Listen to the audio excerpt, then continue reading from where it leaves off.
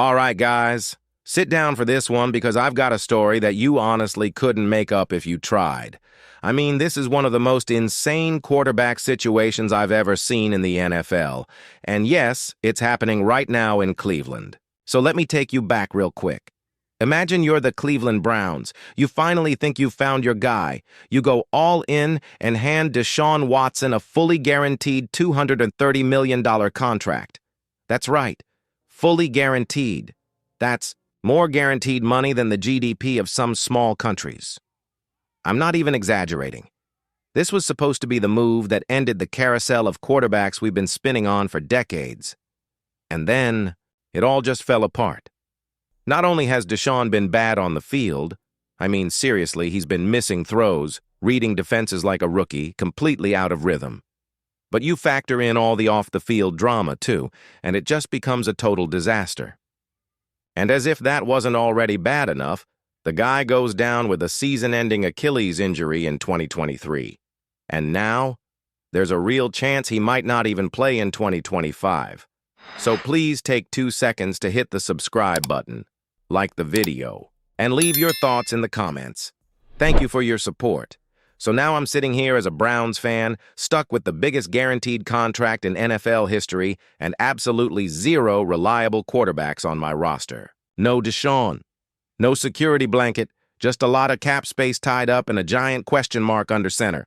So what do the Browns do? Do they panic? Do they quietly sign a veteran and try to ride it out? Nah, they go full chaos mode. Like, full send into quarterback madness. They bring in 2 veterans and then draft 2 more quarterbacks in the same offseason. 4 new QBs. 1 team. 1 depth chart.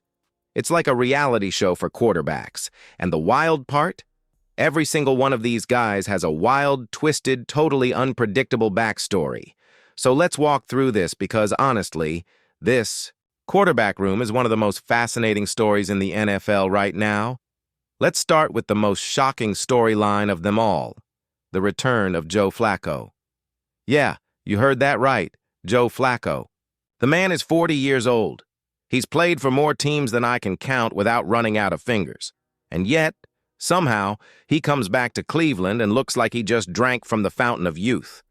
I still can't believe what I saw last season. After Deshaun went down, Flacco steps in, and suddenly we're watching 2012 Joe Flacco again. He goes 4-1 as a starter, throws for over 1,600 yards, and literally carries the team to the playoffs. At 39 years old, the guy wins AP Comeback Player of the Year. That's not supposed to happen. And now, here in 2025 OTAs, guess what? He's still got it. According to ESPN's Daniel Oyefusi, Flacco's been the most consistent guy running the offense. He's pushing the ball downfield like a madman, showing confidence, poise, and leadership. In team drills, he completed 9 of 14 passes with a touchdown and no picks. It's like watching your grandpa walk into the gym and outbench everyone. It just doesn't compute. And don't get it twisted. Joe isn't here to be a babysitter. He said it himself. I see myself as a guy who can still play in this league. And when they asked if he's here to mentor, he basically said the best way to lead is by showing how you work. Translation? I'm not here to babysit these rookies. I'm here to take your job. Kevin Stefanski has been singing his praises. 2. He said Flacco was awesome for the team, battled like crazy, and brought leadership when they needed it most. And let's be real, no one in that room knows Stefanski's offense better than Joe Flacco. That familiarity, plus what he did last year, gives him a real edge in this QB battle. Now, let's move on to Kenny Pickett. Because this guy's journey, it's a total soap opera. So Pickett gets drafted 20th overall by the Steelers back in 2022. That's already awkward. Drafted by a division rival of the Browns. He ends up going 14-10 as a starter in Pittsburgh. Not great, but not terrible either. And then the Steelers decide to bring in Justin Fields and sign Russell Wilson. And Kenny? He wants nothing to do with a quarterback competition. Doesn't want to fight for the job. So he gets traded. To Philadelphia, of all places. And Philly? They don't want him either. So now they flip him again. And he ends up right here in Cleveland. I mean, think about that. The guy gets traded twice in a matter of weeks, and now he's here trying to prove he even belongs in the league. The Browns gave up Dorian Thompson-Robinson and a fifth-rounder to get him. And Andrew Berry said they did it because they believe in his physical tools and think he'll thrive in our system. Which is funny because when's the last time you heard someone say the Brown system is where a quarterback goes to flourish? Still, Stefanski's been high on him from day one. He said Kenny works hard, studies the game, thinks the right way, and is as tough as they come. And look, Pickett's getting a fair shot. He's been splitting first-team reps with Joe Flacco during OTAs. According to reports, he even entered the off-season program as the front-runner for the job. But here's where things get dicey. His practice numbers haven't been great. Again, I know it's just OTAs, and we shouldn't overreact to 7-on-7 drills, but so far he's completed 9 of 16 passes, no touchdowns, no picks. That's not terrible, but it's not exactly lighting the world on fire either. It screams game manager. Safe, but uninspiring. He's still only 26, though, and this might be his final shot to prove he's a legit NFL starter. It's a huge moment for his career. Now let's talk about the rookies. First up, Dillon Gabriel. The Browns took Gabriel with the 94th overall pick in the third round of the draft, and a lot of people, myself included, were scratching their heads. Pro Football Focus had him ranked 164th overall, so on paper it looked like a massive reach. But here's what the Browns saw that the rest of us maybe didn't. Dillon Gabriel has one of the most decorated college resumes I've ever seen. 6 years of college football, played at 3 different programs. Started 63 games. That's more than any other quarterback in FBS history. That's crazy. In 2024 at Oregon, he threw for almost 3,900 yards, completed nearly 73% of his passes, and led the Ducks to a perfect 13-0 season and a Big Ten title. The dude just wins. Andrew Berry said they fell in love with his experience, poise, anticipation, accuracy, and mobility. Sure, he's a little short for an NFL quarterback, but they didn't think that hurt his game. And so far, Gabriel's been solid in camp. Not flashy, but steady. In OTAs, he completed 11 of 16 passes with 2 touchdowns and 1 pick. And the real eye-opener, he got first-team reps over Shedeur Sanders in rookie minicamp. That raised some eyebrows. Speaking of Shedeur, let's get to the guy you probably clicked this video to hear about, Shedeur Sanders. Heading into this past draft, Shedeur was talked about as a potential top 5 pick. I mean, everyone thought this guy was going in the first round. But things changed, and somehow he slid all the way down to the 5th round. The Browns saw him falling, and they traded up to get him. At Colorado, he put up video game numbers, 4,134 passing yards, 74% completion rate, 37 touchdowns, just 10 interceptions. He won Big 12 Offensive Player of the Year and the Johnny Unitas Golden Arm Award. But then the critics came out. People started saying, yeah, he's accurate, but all he does is throw checkdowns and bubble screens. In other words, they questioned whether the stats matched NFL-level ability. Still, I'm telling you now, there's a real buzz around Shedeur.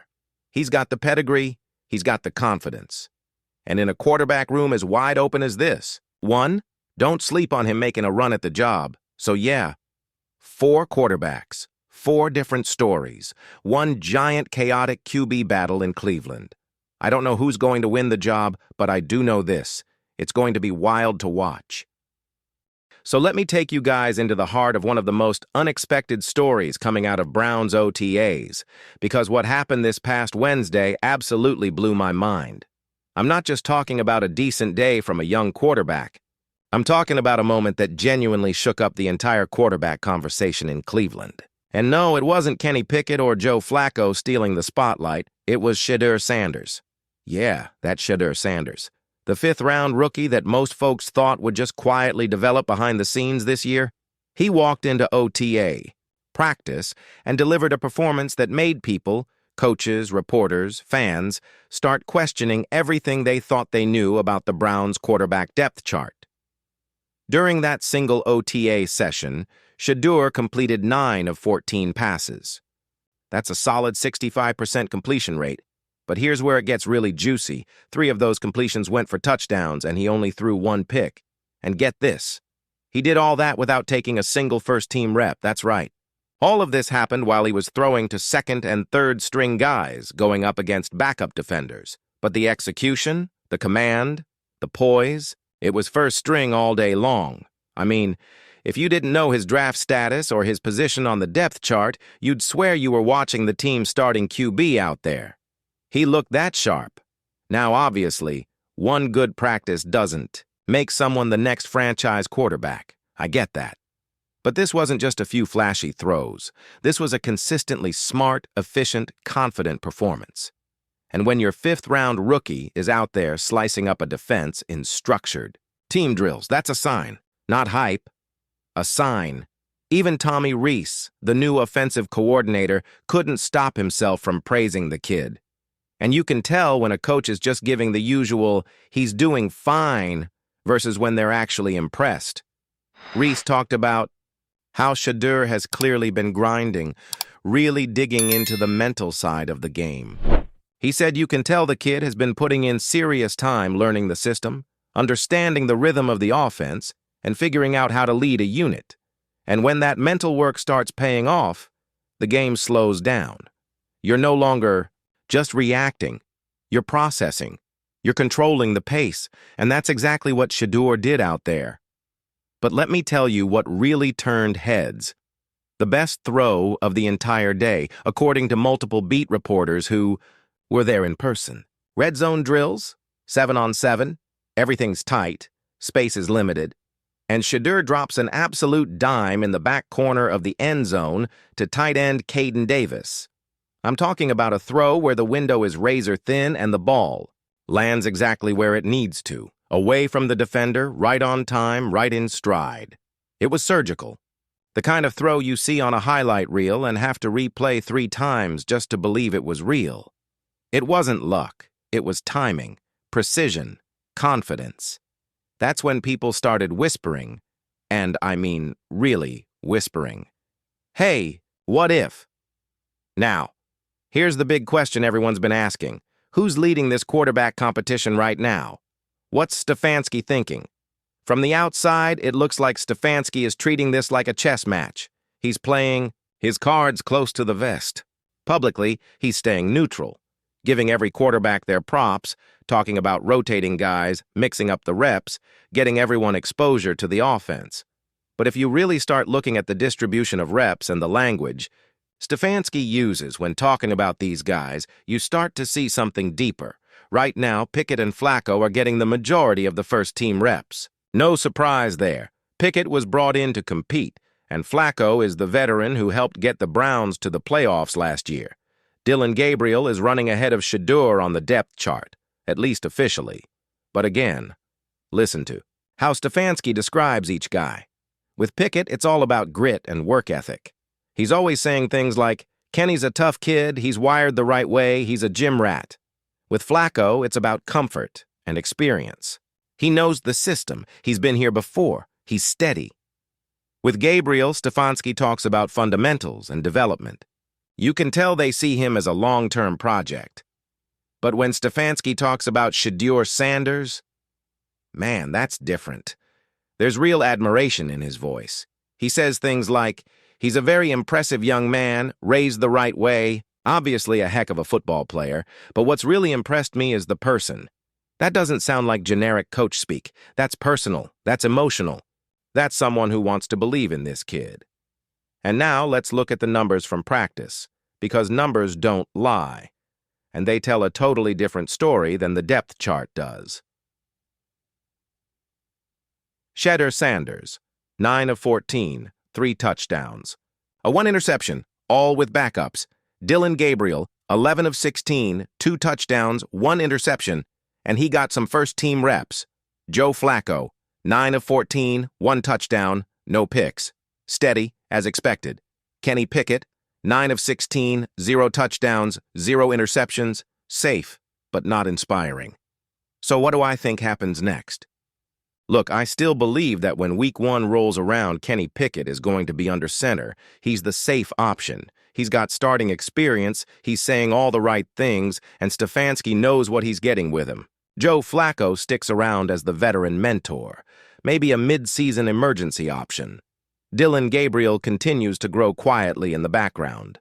But Shedeur? He's not going to stay buried for long. I don't care what the initial depth chart says. If Pickett comes out the gate being conservative and the offense looks flat, Stefanski's going to start hearing the noise. The media's going to start asking questions. The locker room will notice who's moving the ball in practice. And I'm telling you right now, if the Browns' offense stalls early, Shedeur Sanders is going to get his shot. And once he gets that shot, I don't think he gives it back. I think by week 6, Shedeur Sanders is the starting quarterback for the Cleveland Browns. And he won't just be a placeholder. I think this kid has the tools, the poise, and the mental sharpness to actually take over this team for good. Arm talent, leadership, decision-making, he's got a real shot to be something special. But, hey, that's just my take. So let me know what you guys think in the comments. Are we reading too much into one OTA session, or is this the beginning of a legit quarterback shakeup in Cleveland?